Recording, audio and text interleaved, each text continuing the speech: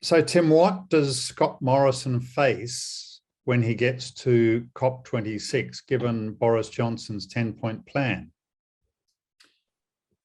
Yes, it's going to be very much about Australia being in the naughty boy corner and the embarrassment of a global laggard, a country with absolutely no commitment to the science, no delivery on investments and regulatory policy frameworks to accelerate the implementation of the Paris Agreement.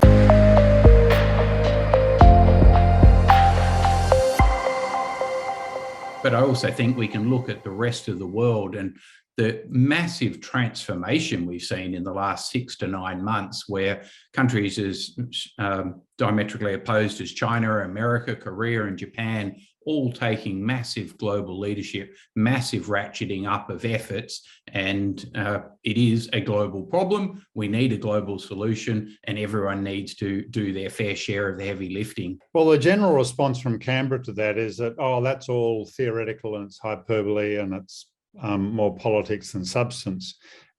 Coming back to Boris Johnson's 10-point plan, which is fairly easy to read, is that hyperbole?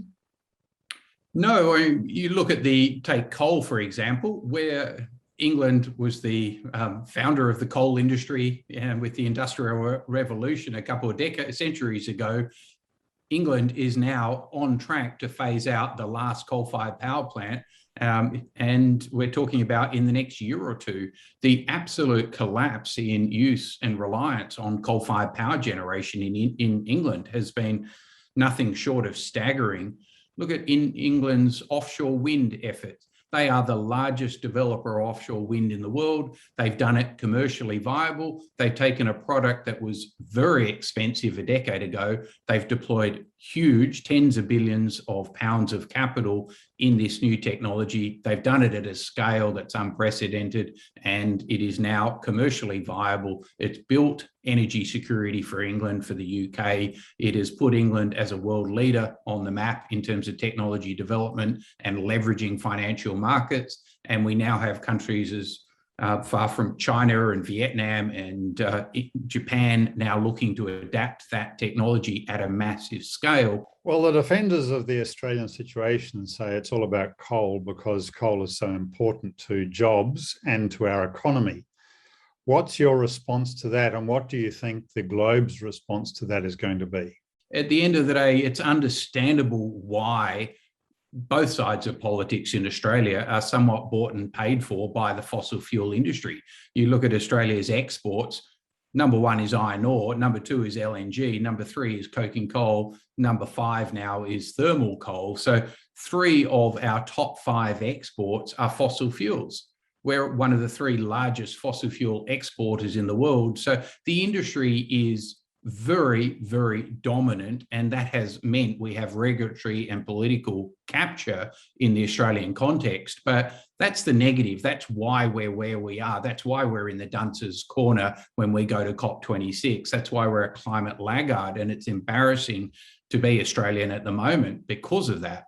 But I look at the end of the day, financial markets. And so when Australia's single largest export destination for fossil fuels, Japan, when they put out their basic energy plan, as they did last month, it talks about a radical repositioning of the Japanese electricity and energy system. And by radical, I'm talking really radical, breathtakingly radical. And so to give 2 numbers, Japan's Ministry of Energy, Trade and Industry has forecast that coal use in the power sector in Japan in the next 9 years will drop by 46%. And what really surprised the fossil fuel export industry in Australia is that they forecast a 51% reduction in LNG use by 2030. Now, Japan is our number 1 buyer of thermal coal. They're our number 1 buyer of LNG. And so when your customer tells you they want to halve the use of your product within 9 years, it's almost irrelevant what Scott Morrison does. Yeah, so I wonder how much of this is a policy issue and how much of it is a communications issue, whether both governments, the coalition and Labor, have simply stuffed up their comms. Had they been able to better persuade internally the way to go, and had they been better able to persuade to the electorate the way to go, that things might have been a lot easier for them. For instance, with the Gillard-Rudd government, it was fraught with internal politics, and so often the electorate was just plain frustrated with the baloney that was going on in Canberra, and so wasn't listening to the message that they were trying to talk about at the time.